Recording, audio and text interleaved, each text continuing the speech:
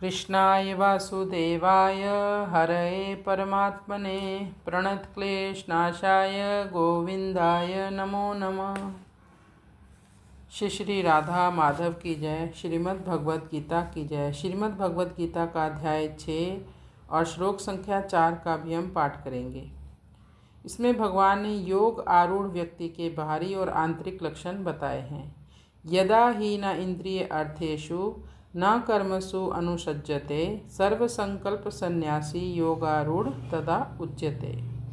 यदा ही न इंद्रिय अर्थेषु न कर्मसु अनुसज्जते सर्वसंकल्प संन्यासी योगारूढ़ तदा उच्यते। इस श्लोक में भगवान बताते हैं कि योग आरूढ़ की स्थिति को किसने पा लिया। जो योग के सबसे ऊपर वाली सीढ़ी पर पहुंच चुका है, जो मुनि भगवान या योगी के आंतरिक और बाहरी लक्षण बता रहे हैं। यदा ही न इंद्रिय अर्थेषु, यदा मतलब जिस समय योगी की इंद्रियां इंद्रियों के विषय की ओर आकर्षित नहीं होती। ना कर्मसु अनुसज्जते, अनुसज्जते मतलब आसक्त होना, और ना ही कर्म करने के लिए मतलब काम कर्मों में भी आसक्ति नहीं होनी चाहिए। ज़्यादातर हम सब काम कर्मों में ही लगे रहते हैं, क्योंकि भौतिक जगत में बहुत आकर्षण है। हम कुछ ना कुछ पाना चाहते हैं इस जगत में।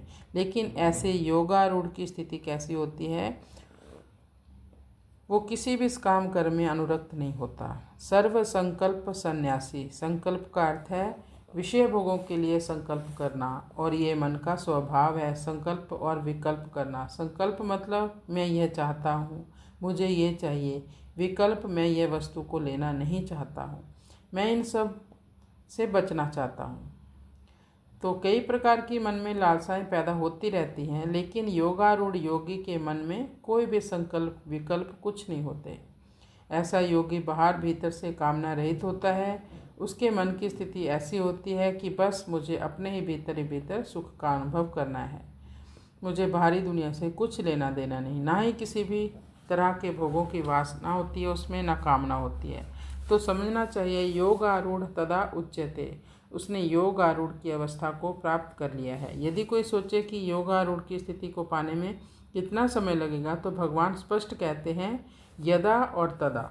यदा मीन जिस समय वह इंद्रियों की पूर्णतया आसक्ति छोड़ देगा, अपनी इंद्रियों को अपने वश में कर लेगा, यानी इंद्रियां इंद्रियों के विषयों में आसक्त नहीं होंगी। जिस समय उसका मन उसके नियंत्रण में हो जाएगा, तदा, तो भगवान कहते उसी समय योगारूढ़ तदा उच्यते, वह योगारूढ़ की अवस्था को प्राप्त कर लेगा।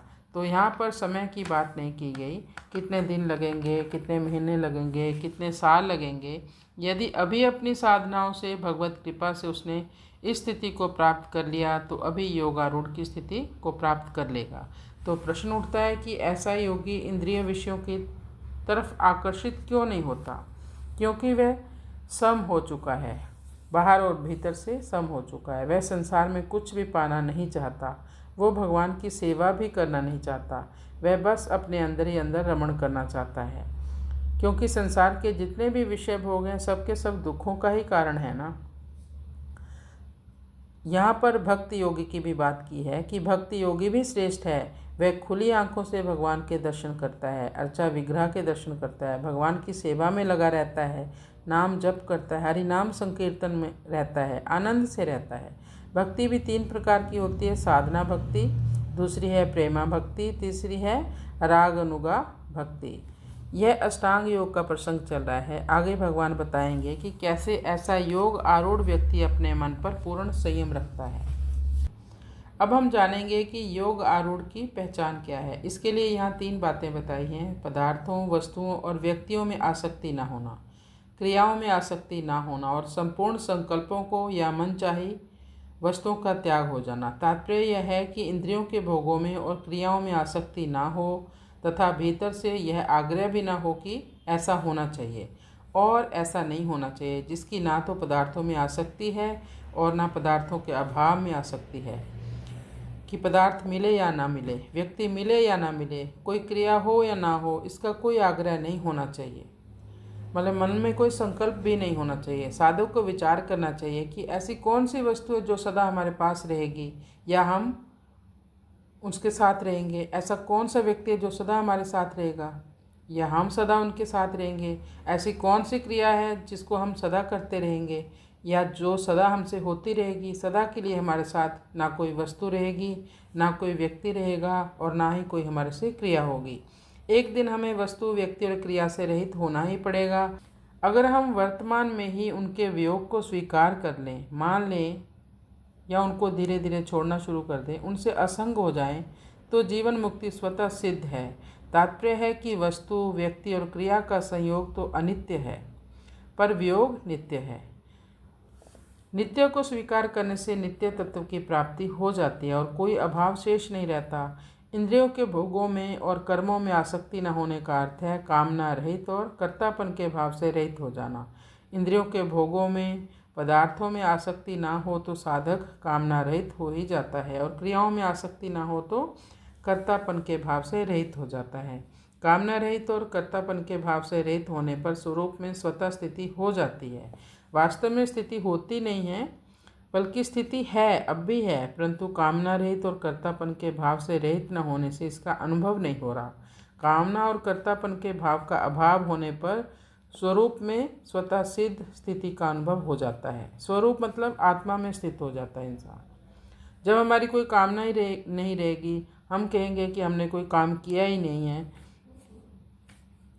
यही तो है कर्तापन का भाव, और हमारी कामना ही तो है जो हमारे को भगवान से मिलने में अड़चन डालती है या होने नहीं देती उनके दर्शन हमें।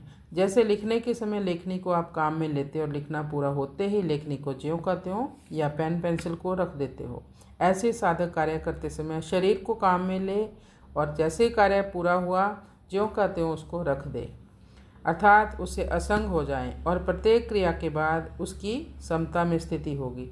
अगर क्रिया से सर्वथा संबंध विच्छेद हो जाए तो वह योग आरूढ़ हो जाएगा। क्रिया यानी भोग, पदार्थ यानी ऐश्वर्य की आसक्ति से पतन होता है। इसलिए ना तो क्रिया में आसक्ति हो, ना ही फल में ही आसक्ति हो। जो भी काम करें हम अनासक्त भाव से करें। संकल्प जन्य सुख का भोग भी ना हो, अर्थात संकल्प पूर्ति का सुख भी ना हो। अपनी मुक्ति का भी संकल्प ना हो, क्योंकि मुक्ति के संकल्प से बंधन की सत्ता दृढ़ हो जाती है। इसलिए कोई भी संकल्प न रखकर उदासीन रहें, हमेशा भगवान का नाम जप करते रहें। हरे कृष्ण कृष्ण कृष्ण हरे हरे, हरे राम राम राम हरे हरे। क्योंकि जिन्होंने भी पाया है वो सत्संग से ही भगवान को पाया है। सत्संग के बिना और कोई रास्ता नहीं है भगवान को पाने का। हरे कृष्ण।